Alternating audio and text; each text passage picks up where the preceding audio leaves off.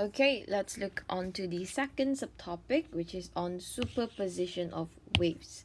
Okay, so in this subtopic, you should be able to state the principle of superposition of waves for constructive and destructive interferences, and then use the standing wave equation, and then discuss both progressive and standing wave. Okay, so what is the principle of superposition of waves is it states that whether two or more waves are traveling in the same region, the resultant displacement at any point is the vector sum of their individual displacement at that point. Vector sum at that point. Okay, so this is graphically how the superposition of waves occur lah. Okay, so the interference is the interaction between two or more wave functions lah. Okay, for example, if both are moving at the positive amplitude tapi the direction is negative kx dengan positive kx, the resultant when they meet up at one point, which is at this point, will be the addition of these two wave function. Okay, so it will be the addition of these two wave function lah. Okay, after that they separate, they will be moving back to their original wave function. Okay, but if one of it is moving at a negative value of amplitude, and then also moving at negative kx and positive kx, but this one is at negative value, there will not be any apa nama dia ni? It won't form any amplitude yang greater. Okay, it will only form a flat wave. Okay, boleh lah flat wave macam tu. Alright, and then after that it will then move again back using their own wave function. Okay, so interference is defined as the interaction ataupun superposition of two or more wave functions. Okay, so we have constructive and then destructive interference. So constructive interference is where the resultant displacement is greater than the displacement of the individual. Okay, it usually occurs at 0, 2 pi, 4 pi, and 6 pi. So that is the one here. Okay, destructive interference pula, it is the resultant displacement which is less than the displacement of the individual wave ataupun equal to 0. Okay, dia either equal to 0 ataupun dia akan mengecil. Okay, the resultant displacement will be less than dia punya individual displacement. Okay, so it will only occur when y1 and y2 have the same wavelength, frequency, and out of phase. Okay, they are out of phase, meaning satu tu positive, satu tu negative. Okay, so usually they will occur at pi, 3 pi, 5 pi, 7 pi, 9 pi. Okay, they will occur at odd number lah. This one pula even number. Okay, that is on constructive and destructive. Okay, so now we are going into stationary wave. So stationary wave ni defined as the form of wave in which the profile of the wave does not move through the medium. It does not move through the medium. Okay, they stationary lah, they're standing je. Okay, so it is formed when two waves are traveling in opposite directions, tapi dia ada same speed, frequency, and amplitude. Okay, and then they are superimposed. Okay, superimposed.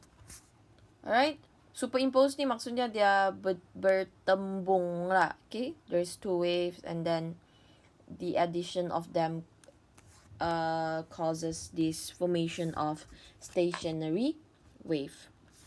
Okay, so this is the the figure that is showing us the stationary wave punya motion lah. Okay, so we will be learning about antinodes and nodes. Okay, so did I define what is antinodes and nodes? No. Okay, so I'm just gonna explain it to you lah. Okay, so the yellow dot is our antinodes.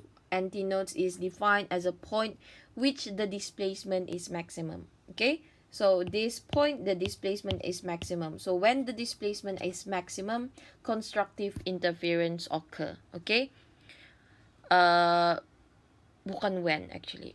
Where the displacement is maximum, it is where the constructive interference occur. Okay, so antinodes is on constructive interference.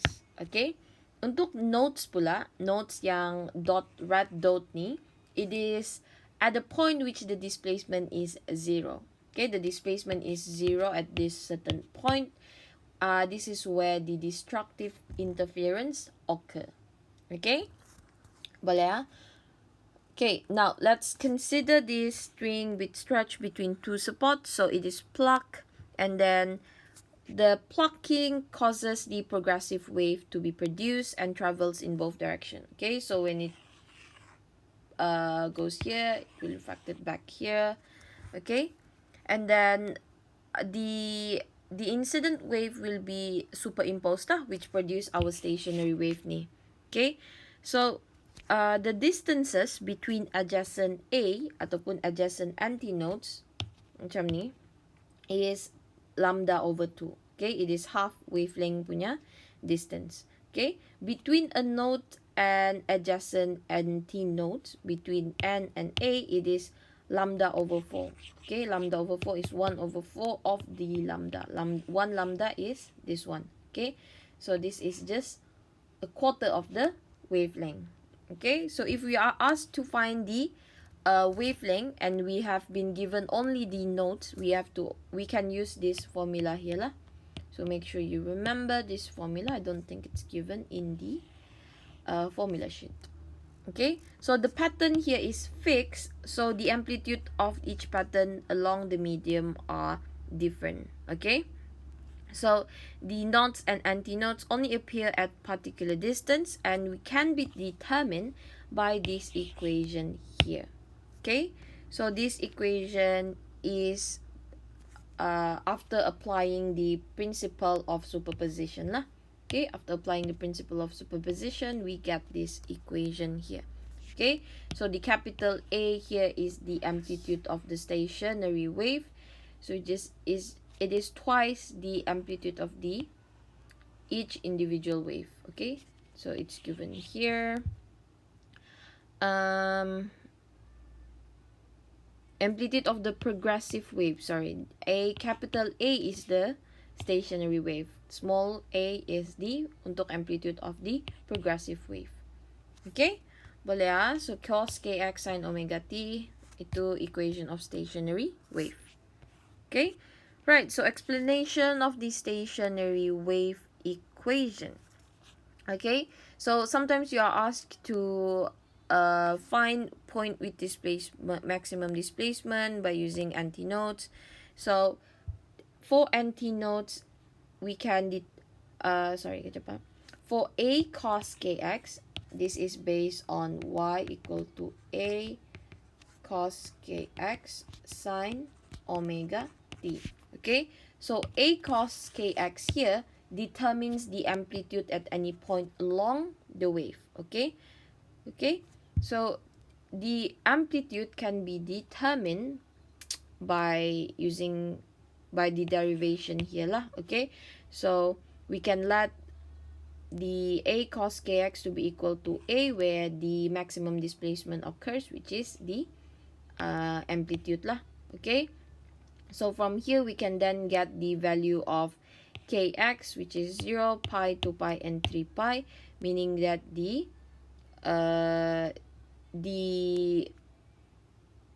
maximum displacement will only occur when x is equal to 0, lambda over 2, lambda, and then 3 over 2 lambda. Okay, and then for nodes pula, where destructive interference occur, it is when the displacement is equal to 0. Okay, so when does this occur? is at a quarter lambda, 3/4 lambda, 5/4 lambda. Okay, so it will only occur at this certain point. Okay.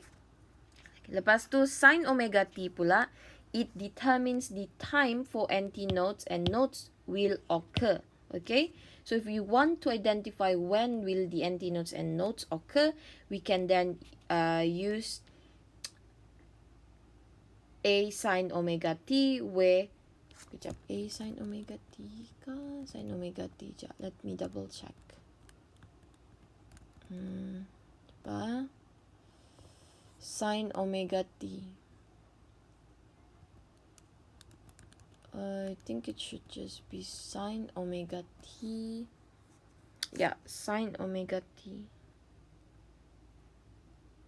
Okay. Sama juga pa. Okay, so A sin omega t. So this is gonna be equal to the maximum displacement. So the antinodes will only occur at time equal to a quarter of the period, 3/4 of the period, and then 5/4 of the period. Okay, so that is when antinodes will occur. Lepas tu untuk nodes pula, we are doing the same thing except that the maximum the displacement used is for minimum displacement, which is equal to y equal to 0. Okay, so nodes will only occur at this certain value of time. Okay, so sin omega t is telling us when will the antinodes and nodes occur, and then a cos kx tells us the amplitude of any point along the wave. Okay, all right, and then this is the last learning outcome where you have to discuss what is progressive and stationary wave. It's basically asking you to be able to differentiate between these two waves. Okay, so this one you can just basically read this on your own lah. All right, okay, so that is